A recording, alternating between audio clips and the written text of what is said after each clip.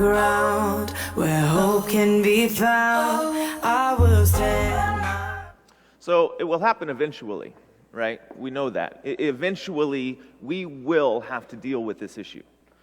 It's coming to all of us. And maybe for some of you, it's already happened. Some of you, it's going to happen to you this week. And here's what I mean. Do you realize 18 years ago this week is when the Twin Tower bombings happened? You know, we kind of go through our day and we just forget some of those iconic memories, those iconic dates.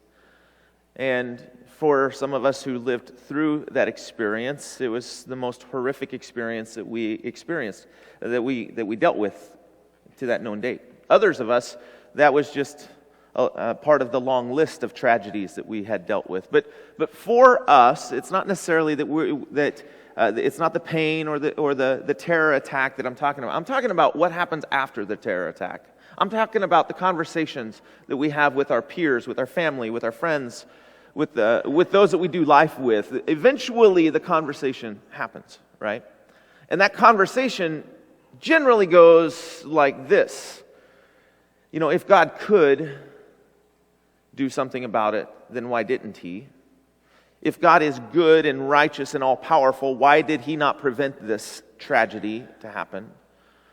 And what I'm talking about, that it will happen eventually, is one day you will have a conversation where you're going to have to try to make heads or tails or make sense of tragedy, suffering, pain in this world, when there is a cosmic force that we call God, who is supposed to be sovereign and omnipotent and all-powerful, and yet sometimes it seems like He's invisible and distant. Right? So you'll have those conversations with people. It will eventually happen to you.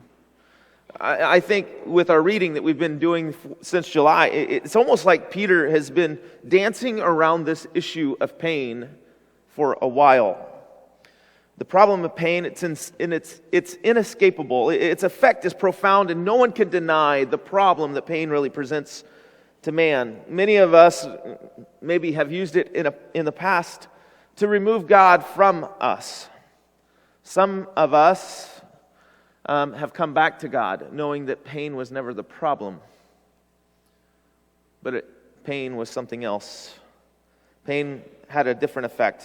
Many today still use it as a way to remove God from their reality. It fuels the flame of doubt, and sometimes it undermines our faith as believers. We all admit that, right? Pain is an issue. Pain is it's a wrestling match. We don't sometimes know what to do. It really does empower the atheist's argument.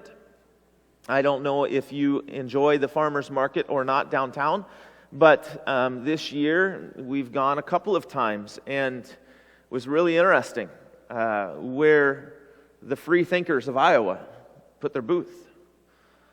In fact, one week it was in the same spot that Stacy Terrell and her ministry, Informed Choice, was not Informed Choice. What's her ministry? Help me. Agape ministry. Sorry, Agape. Agape and Free Thinkers of Iowa were actually at the same booth week to week to week. It was really weird to see how that all kind of collides. That's what happens sometimes in our world. It's like evil has a way, pain has a way of really colliding with the presence of God. And it's going to happen in your world. It's going to happen in conversations that you have. You see, you can't be a follower of Christ and live in this world and avoid the issue and difficulties that pain present. Suffering is all around us. And something happened this past week with that was on the news that was just horrific, and it caused some meetings to be shuffled around politically. I don't know if you are privy to some of that, or if you knew about some of those things, if you keep your ear to the ground. Some of you completely avoid the issue of pain altogether, and you're like, I don't even want to turn on the TV anymore, right? How many of you are there? It's just too overwhelming. But we cannot avoid pain, and Peter doesn't avoid the issue of pain as he writes to his audience. Perhaps another individual who I think has done a very nice job at addressing the issue of pain is somebody who actually lived in a very painful life. In fact, it was one of the original reasons why he distanced himself from God, right? He even writes about that in his book, The Problem of Pain. But C.S. Lewis, as a boy, he experienced the death of his mom at a very early age, and then after his mom died, it was followed by the abandonment of a father. As a young man, he witnessed the horrors of a war that wrecked his country. As a brilliant Oxford Don, he suffered the rejection of his fellow colleagues and academic peers. And yet, as an older man, when he finally found, it seemed like life was finally starting to go somewhere, and he was starting to see like a light at the end of the tunnel, and man, this is good, everything's going well. I might be able to take a deep breath of relief. When that happened, after he'd finally found the love of his life, his wife dies tragically and very early in their marriage. And it was these events that would cause him to write the book, The Problem of Pain. If you've not checked out this book, it's a tremendous academic read. But one of the things that he actually says, he fully realized that he might be underestimating the reality of his serious pain. This is some of the stuff he writes, but I'm compelled to intellectually address this issue, because I understand its profound implications towards belief and faith and disbelief in God. In fact, this problem of pain is one of the reasons why he, for many years, could never ascribe to faith. It's because if God could do something about these things, why doesn't he do these things? And if he were good, why doesn't he do these things? See, the problem of pain is all around us. So here's where we've been, just to kind of catch you up. Peter writes to a people who are scattered around the known world. That's who he's writing to. And these people have been persecuted. They have been hurt. They are running, in some regards, for their lives because of the torture and the persecution that Nero of Rome had decided to hit them with. In fact, Nero, the emperor of Rome, decided to light the entire place on fire and then eventually blame the Christians. And he thought that if he could get the major population of Rome to finally turn on the Christians, we could maybe eradicate this people group. And so Peter is writing to a persecuted, to a lonely, to a desperate people who are confused and wondering, what do we do in this world full of pain? How do I have hope in a world full of pain? And the irony of this letter is that Peter himself finds himself in those same sort of emotions and same sort of places, because he's writing this from prison. He is on Nero's death row. So he's trying to address, how can we have hope in a world full of pain? Or how can we have hope in a world full of hurt? And how can we really truly have hope at all, Peter? And you're saying that this might be the only place to stand, Steve. What are you even suggesting? Because as we've read through this, there isn't anything real practical yet. We've just dealt with a lot of the baseline. We've dealt with a lot of the foundation. We've learned some great things. We've had some doctrine, but where's the practicality? And it's almost like this letter is crescendoing, and it finally arrives today at this issue of pain. And before we open the Bible, I think that we really kind of have to reverse engineer some of this first. We have to really be ready for what Peter writes. So what I've done in your bulletin is something I usually don't do. Many of you know this. I don't give you sermon notes because I don't want to restrict the Spirit's leading in whatever God's telling you. But today I've decided to kind of outline where I'm going. There's really two things I'm going to attempt to do in today's talk. The first one is I want to dissect this problem with pain. I want you to understand, as a pastor, how I usually approach this conversation when it's given to me. When I have those eventual conversations where my peers, my friends, my family members, they say, okay, so Steve, how do you reconcile this good, all-powerful, all-loving God with a world full of crap? I mean, why are babies getting diagnosed with cancer? Why are we always turning on the tube and there's some other conflict or some other terrorist situation? And forget all the world stuff. Why does life have to be so hard for me? Yeah, let's deal with that. Let's roll up our sleeves, because this is really the issue, right? If we're being completely transparent with one another, this is why many of our family members have chosen to be atheists, or at best maybe agnostics. It's because they don't know what to do with this this good, loving God, because everything that they've seen in life is just full of misery and hurt and junk. You see, I have family members like that. And so when this question comes up, here's kind of my invisible outline in my head. And I want to make sure that I give you some resources to have dialogue that are helpful. That's not just, oh, yeah, I don't know, that's a tough one. I don't want you to do that in those conversations. I don't want you to have an opportunity, a softball that's thrown to you and you swing and miss. Because I know ultimately the reason that you're here not only is to be encouraged, sure, but you come to be educated. You want to know, how do I deal with these real issues with people? How do I have these conversations with my neighbors that I actually love, that I don't want to see spending an eternity in hell? How do I have these conversations? Is there something I can say? And so hopefully maybe there's something you can say. So the very first question I think that very first thing that we deal with this problem of pain is why? Right? And that's kind of twofold in some regard. The first one is, like, why is there pain? And that's a big question we're going to get into. But maybe the other secondary question is, why do we even have to deal with this? Because I think sometimes Christians, especially those who are raised in the church, this is just a no-brainer. This is a throwaway. I've already dealt with this. I don't want to have to deal with this. Can't we just go on pretending? Actually, no, you can't. Right? You can't avoid this. I've already kind of laid that case out. But I think the other reason why we are dealing with this and why this will be a conversation that you have is because the people that you love are asking this question. They're wondering. And if you're not ready for this question, you're going to miss maybe an eternal opportunity. And I don't want you to do that. So that's part of why we have to deal with this. But now let's get to why pain? Okay, why pain?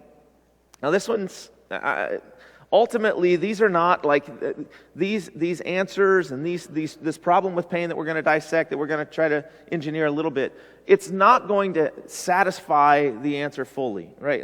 I'm just going to lay that out on the front end. Okay? It's not going to be a once and done sort of conversation. This might be an ongoing, but these might be just some of the questions that you can start having dialogue with, because ultimately what they're concerned with, what your people that you love are concerned with, and maybe even you in this room have struggled with, it's if he is all powerful, if he could fix it, and if he were all good, he would address it, right? If he were good, then he would. If he could, then he would. But since he hasn't and he isn't, then he can't or he won't. So there isn't an easy answer here. And none of these answers by themselves will completely satisfy this issue of why, but maybe this will help. See, I believe that God has purposes and plans that are beyond us. So that's how I answer this question. That's one of the very first things I say when I get the why is there pain in the world. Here, let me simplify. God knows what he's doing and we don't. How's that for an answer? I know that might be overly simplistic, but I'm trying to be practical with you so that you can be practical with others. Right? Here, think about questions that your children have asked you that, man, those are some great questions. And it's not that there's a problem with the question they're asking. It's a problem with their comprehension of the answer, right? So if we were going to talk about, like, where do babies come from, right? It's not that that's a bad question. It's a natural question. Maybe they've had a cousin recently born, or maybe, somebody's belly's getting a little bigger, and they're trying to figure this thing out because it's all brand new to them. Is the question that they're asking wrong? No.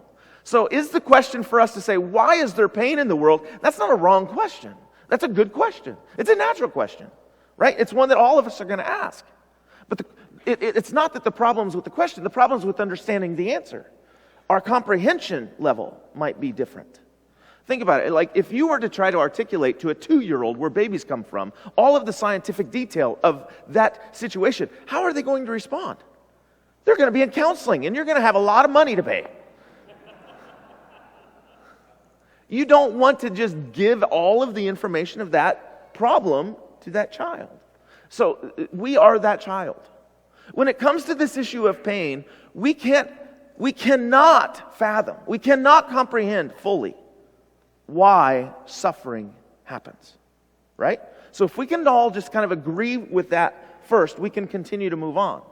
But the big reason why there's suffering in the world A, we don't really fully understand. But B, I think God's doing something. God's up to something. We don't know what that up to something yet is. And because we're in the timeline and we're not apart from the timeline, because we don't see how the storyline ends, we're left perplexed and confused. And it's okay to be there. The question is, do you believe he's up to something? Right? So that's your why. That's you're going to have to deal with the problem of pain, and why is going to be one of those questions that you're going to wrestle with your people. That's how I choose to answer that question. God's up to something that we don't understand. Now, again, that's not a satisfying answer, remember? But at least we've created dialogue. Now, here's the other place that this question or this conversation is going to go. Here, it's where does it come from? Like, where does pain come from? Is God the source of pain? Does God cause these things to happen? Did God cause my divorce to happen? Did God cause my child to die? Or is it Satan? I mean, Satan's got to be the guy that's behind all this, right? He's pulling the puppet strings. Where's the source of evil? Where's the source of suffering? That's one of the questions that we have to deal with. Now, for us to understand this answer, we kind of have to go backwards. Why do we have to go backwards? It's because originally, the pain that we're in right now, this is crazy to me. And I love being in those raw moments with people. The pain that we suffer, it's not natural. Isn't that weird? Like, if you just take a step back and if you evaluate that statement, when you're at a funeral and you're seeing your loved one or a friend of a loved one, right? Or a family member of a loved one laying in that casket, in that wooden box, you know what happens? That's not normal. That's not how it was supposed to be. That is not the design of man. And sometimes in those situations, you know what I say? Man, that sucks. Boy, it catches people off guard. They're like, well, you're a pastor. I know. And it's okay to say, this hurts. This is not normal. This is not natural. I don't like being here. This is not part of my world. And if you just admit that this is painful, it's okay. It's not like God's up on his throne going, oh, wow, he doesn't like that. Guess what? God knows I don't like it. And you know what's more? He doesn't like it either. Because he didn't design it for that. He didn't design us to go through separation. I've said this a couple of times. I'm going to continue to remind you of this because it's brand new revelation for me. Right? When you walk through the creation days, for 40 years I thought, 39 3/4. For 39 3/4 of my life, I thought that after every day, except for the last, God said it was good. And the one that he said it's not good was on day 6 because, right, he discovered, like, it's not good for what? Say it again. Yeah, it's not good for man to be alone. We've known that since the time we were young, right? Do you realize there's another day where he doesn't describe it as good? What? Yeah. It's weird. I've read this story 1,000 times. I didn't know there was one day that he didn't describe as good. Guess what? I'm not going to tell you which day it is. Maybe I should. Okay, here it is. The day he didn't describe as good was the second day. And you know why? It says he separated the water from the waters. And it was the second day. Ooh. There might be something in there that helps us understand the nature of God. Do you realize he does not like separation? It's the only negative in creation was when something was separated from something else. And he didn't describe that as good, which tells me when we go through separation, he doesn't like it. It's not something that's normal. It's not something that's natural. He didn't design it to be separated. So where does separation come from? Where does suffering come from? Well, it's probably not God. But for us to go back to be able to, or for us to answer this question, we have to go back to the garden and understand that what God created was beautiful. What God created was perfect. What God created was whole. What God created was a garden. What God created was something that we could live with him forever in. You know what infiltrated that system? What penetrated that beautiful place? Sin. Me wanting my way broke that.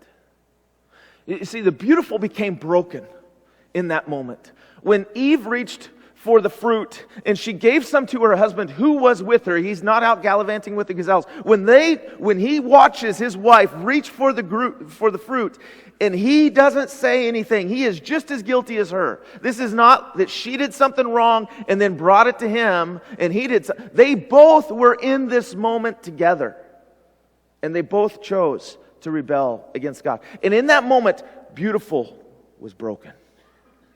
Romans tells us that we live in a world that groans not only inwardly but outwardly, waiting for perfection to come back again. That's what Romans tells us. It tells us that we're waiting for our King to come and make it beautiful again. That's what's happening. So when we answer the question, where does suffering come from? We have to admit, we have to say, listen, it came from us. You want to know why there's bad things that happen in the world? It's because we're in the world. That doesn't mean that we're bad. I mean, the heart is bent on bad, for sure. And above all things, the heart is evil, for sure. But ultimately, you were created. You were created for relationship with God. And sin, pride, failure altered that course. So where does suffering come from? Right here, me. It comes from me. And I like to have those conversations with people. Now, you'll get some hesitancies. You'll get some resistance to that conversation. But it's truth. Okay? Third question I like to ask. Actually, before I move into the third question, let me just share this with you. Okay, where does suffering come from? No, we can go to the third one. Okay, third one. Third question I like to go to is, so we've dealt with kind of the why, we've dealt with the where, but then the next one is like, okay, so what's the answer? What's the solution to pain, right? If we are able to finally move to this platform, if we're finally able to be moving forward, this is a beneficial thing in the conversation. So what's our answer? What's our solution for pain? Right? Whatever our answer is to the problem of suffering in the world, we can't overlook the answer He's given us. We cannot overlook the answer He has given us to pain. Isaiah chapter 53 says that by His stripes, by His wounds, by His suffering, we were made well, we're made whole, right? And as we're dealing with the problem of pain, we have to fully comprehend that God cares about this issue as much as we do. He is not just some aloof, throne-sitting creator who doesn't really give a rip. He hates it when we're going through pain ourselves. In fact, all you have to do is look at the incarnation of Christ, and you'll understand that this is true. You want to know what part of the answer what the whole answer of suffering is? It's one answer. It's Christ. Christ is the answer to our pain. God has bled to solve our hurt. Through His pain, we are able finally to conquer sin and death. We're able to conquer all this suffering and all this junk that we deal with in life. And more than just being on the cross and dying a brutal death, He actually has risen and He's reigning. And one day the biblical narrative ends with Him returning and setting everything right again. With nail-pierced hands, He will roll back the curse of pain. So John Stott, he was a guy that was born in 1921, just died like in 2011. He's over in London. He's a Catholic priest, but he has written this book. It was called The Cross of Christ, and this is an excerpt from The Cross of Christ. And listen to what John Stott says on this issue of pain and suffering. I just think this is so good. He says, "I could never myself believe in a God if it were not for the cross. The only God I believe in is the one that Nietzsche had ridiculed as God on the cross." He says, "In the real world of pain, how could one worship a God who was immune to it? I have entered many Buddhist temples in different Asian countries and stood respectfully before the statue of the Buddha. His legs are crossed, his arms are folded, his eyes are closed, and he has a ghost of a smile playing around his mouth. A remote look on his face, and he's detached from the agonies of the world." Colin, can you go to the next slide for me? "But each time after a while, I have had to turn away from Buddha, and in imagination I have turned instead to that lonely, twisted, tortured figure on the cross. Nails through his hands and feet, back lacerated, limbs wrenched, brow bleeding from thorn pricks, mouth dry and intolerably thirsty, plunged into a God-forsaken darkness. That is the God for me. He laid aside his immunity to pain. He entered our world of flesh and blood, tears and death. He suffered for us. Our sufferings become more manageable in light of all of this. There is still a question mark against human suffering, he continues to write. But over it, we boldly stamp another mark, and that mark is the cross, and it's symbolized divine suffering, the cross of Christ. The other gods were strong, but my God was weak. They rode in victory, mine stumbled on the throne. But to our wounds, only God's wounds can speak. You alone. And when you just stop and you evaluate the words that John Stott's kind of pinning here, I mean, this is a game changer. When you want to know what the answer of suffering in the world is, you don't have to look very far. All you have to do is look at the cross, and you'll see what God's answer for suffering is. It's ultimate suffering for you. It's Isaiah 53 language for you. What you're going through or what the world is going through, it's painful, no doubt, but it's a pain that he has already answered. It's a pain that he has already satisfied. It's a pain that he has already gone through, and he was willing to do that so that you might understand you have a high priest that can sympathize with you. He gets your struggle.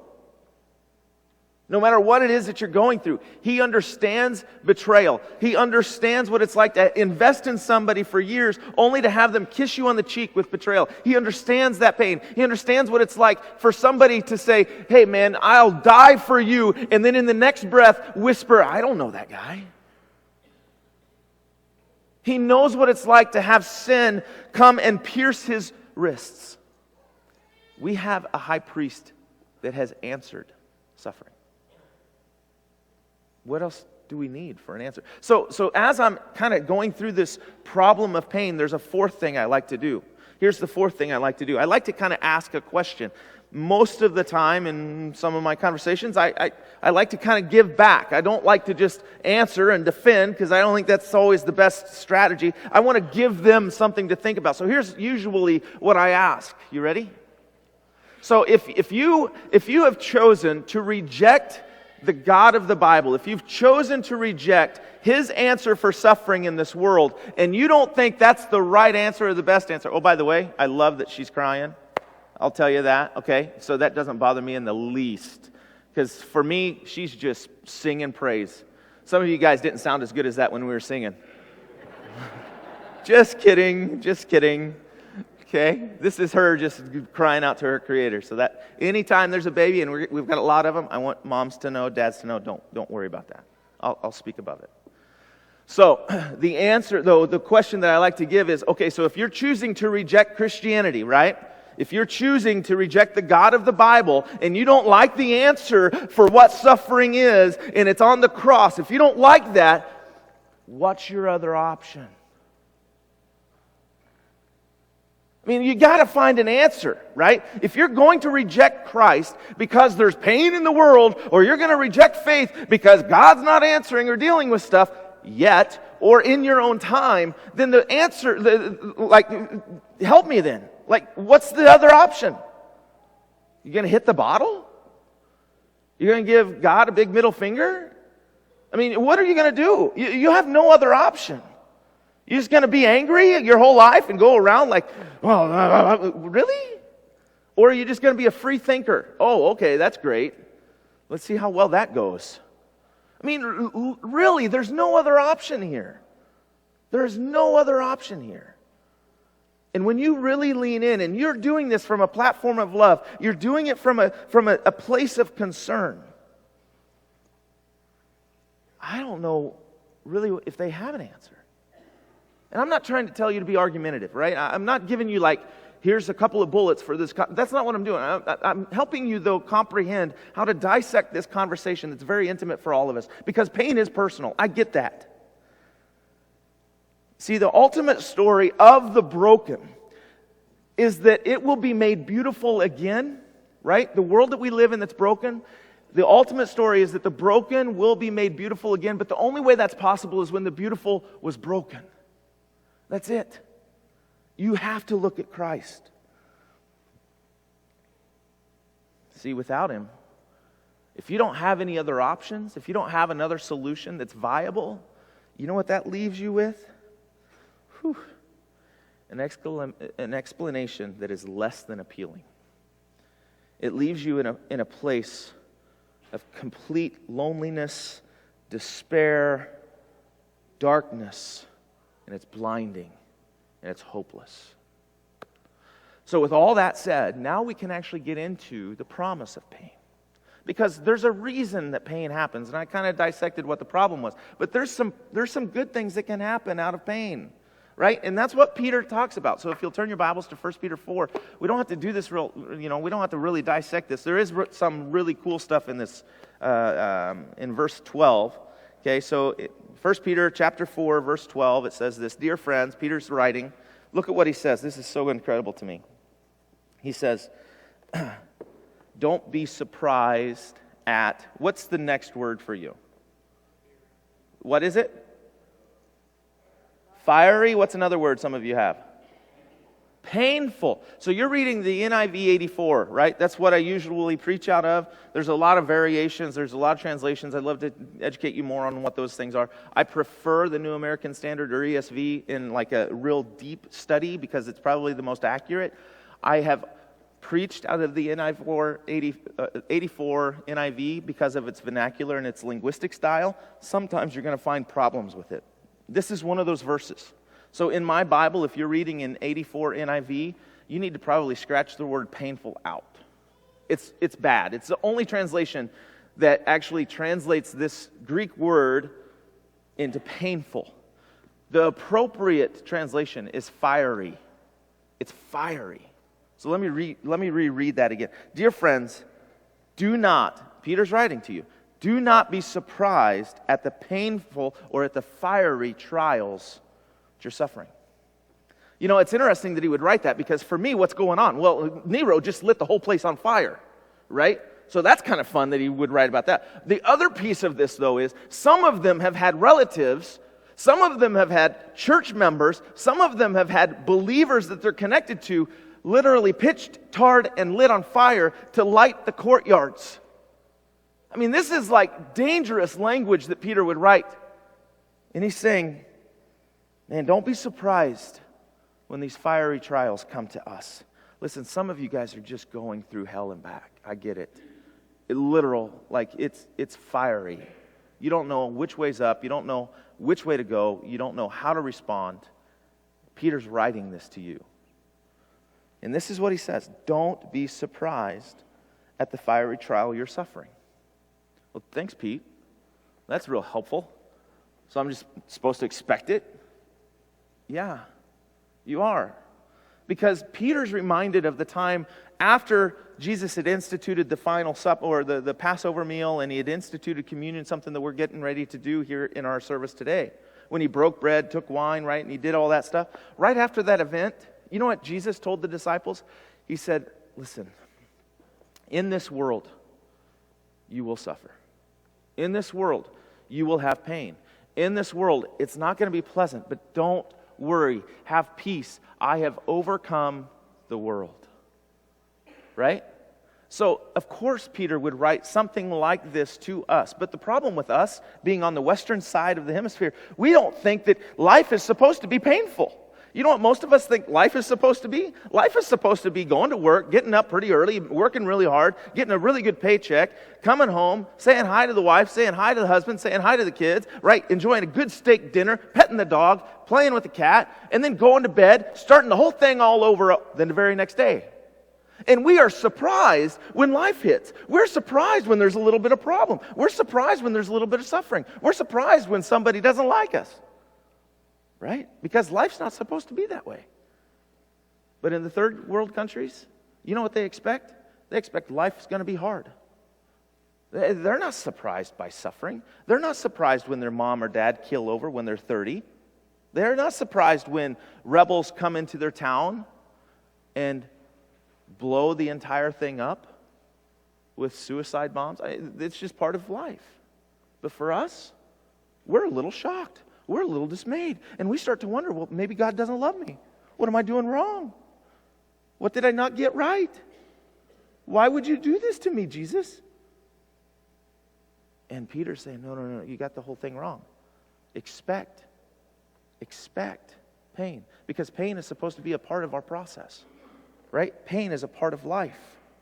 Then he goes on, but rejoice that you participate in the sufferings of Christ, so that you might be overjoyed, there's our word again, joy, okay, hope, when his glory is revealed. Verse 14, if you are insulted because of the name of Christ, you're blessed. For the Spirit of glory and of God rests on you. And this is the second promise that's found in our pain. You know what pain points to? Pain points to his presence.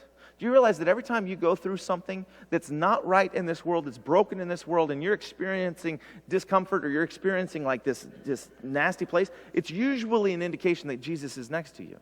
It's usually an indication that Jesus is trying to get your attention. That's why it hurts.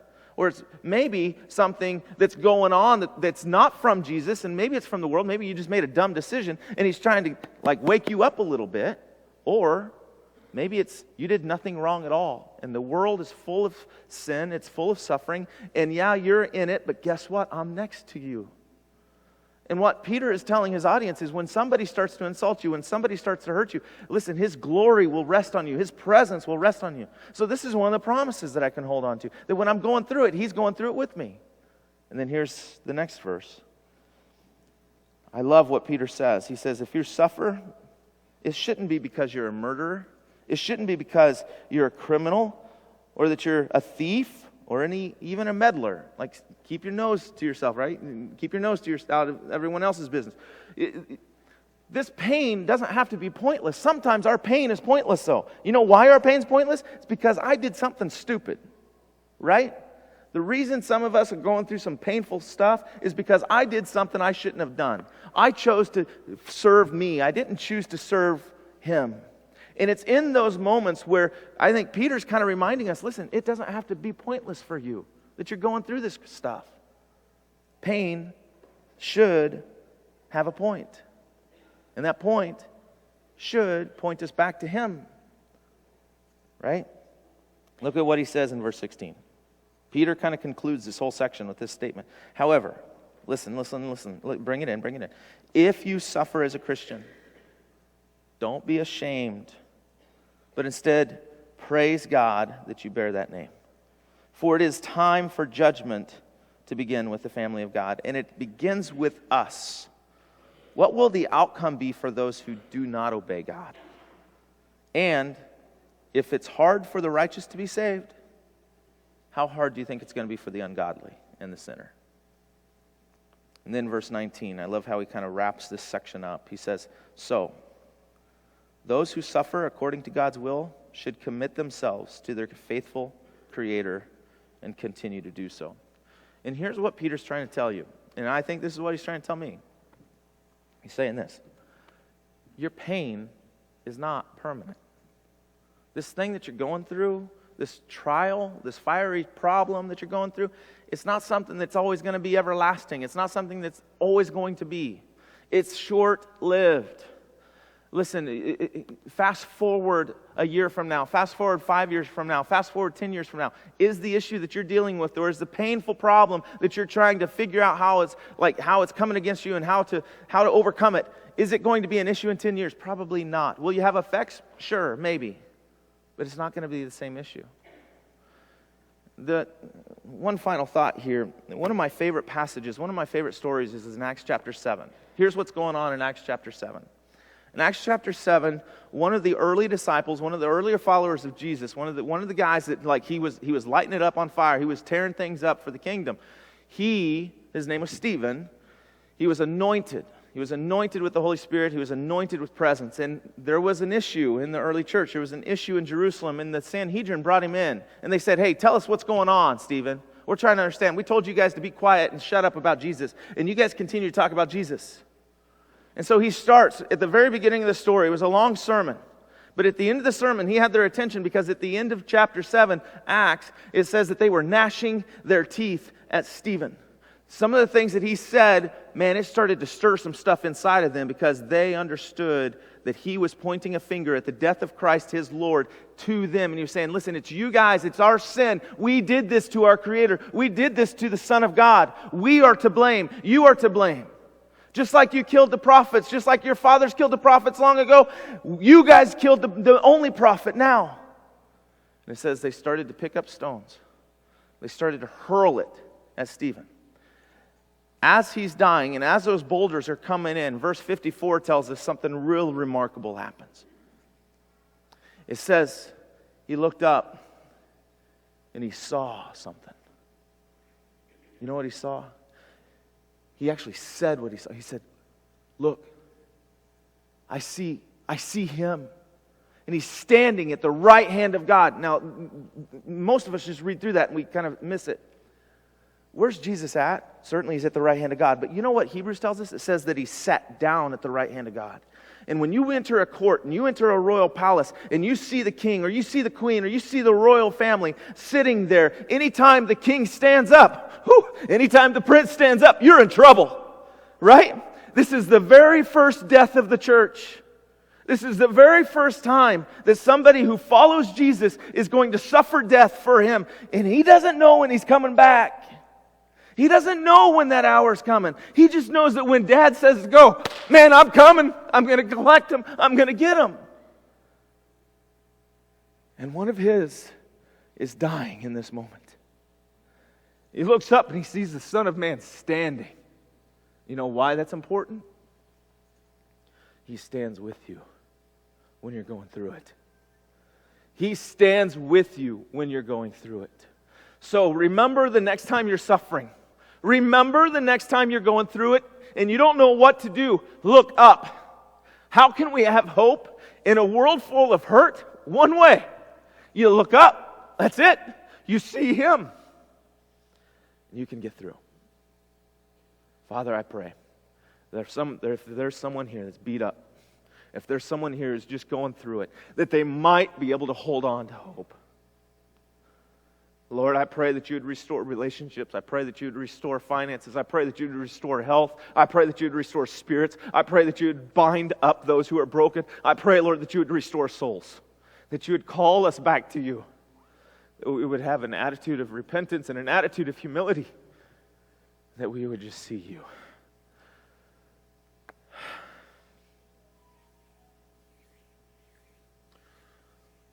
The author and perfecter of our faith.